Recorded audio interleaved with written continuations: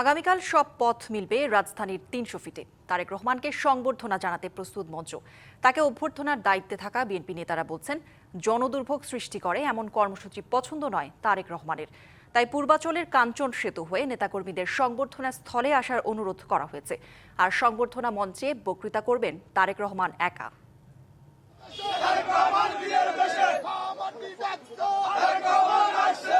এখন talk of the country Tarique রহমানের দেশে ফেরা। দেশের অন্যতম বড় রাজনৈতিক দল বিএনপির নেতারা তাদের কান্ডারিকে পাশে পাওয়ার অপেক্ষায় প্রহর গুনছেন আর মাত্র কয়েক ঘন্টা।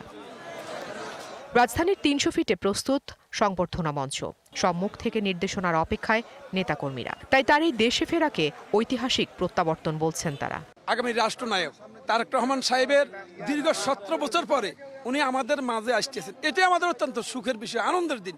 তাকে একটিবার চোখে দেখার জন্য, তাকে একটিবার সামনে থেকে দেখার জন্য আমি বগুড়া থেকে এসেছি 2 দিন আগে। বিশ্বের সর্ববৃহৎ একটা গণজামায়াত হবে এখানে, ইতিহাসে সাক্ষী হওয়ার জন্য আমরা আসছি। অভ্যর্থনা স্থল ঘিরে আইন শৃঙ্খলা রক্ষা বাহিনীর পাশাপাশি সেনাবাহিনী নিরাপত্তা নিশ্চিতের কাজ করছে। বিএনপির যুগ্ম মহাসচিব হুমায়ুন কবির জানান, শুধু নেতাকর্মী নয়, সারা বাংলাদেশই তারেক রহমানকে বরণ করার অপেক্ষায়।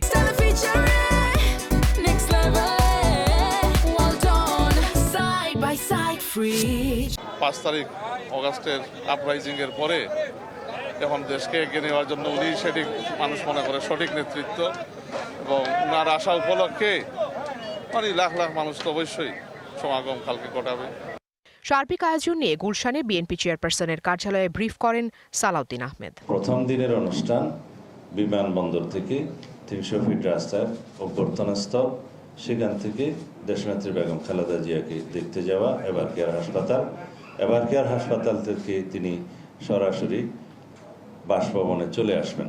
তারেক রহমানের প্রত্যাবর্তন উপলক্ষে দলের নেতাদের শৃঙ্খল থাকতে প্রয়োজনীয় নির্দেশনা দেওয়ার কথা জানান রুহুল কবির রিজভী। আমরা আশা করছি আগামীকালকের যে প্রত্যাবর্তন আমাদের ভারপ্রাপ্ত চেয়ারম্যান প্রত্যাশিত, এবং সারা দেশের নেতাকর্মীরা আজকে উচ্ছ্বসিত 17 বছর পর তার এই প্রত্যাবর্তন। প্রিয় নেতাকে এক নজর দেখতে এবং তার বক্তব্য শুনতে ঢাকামুখী হচ্ছেন নেতাকর্মীরা। আর তার নিরাপত্তার বিষয়টি মাথায় রেখে মঞ্চের অদূরে উপস্থিত রয়েছে র্যাব, পুলিশ ও সেনা সদস্যরা।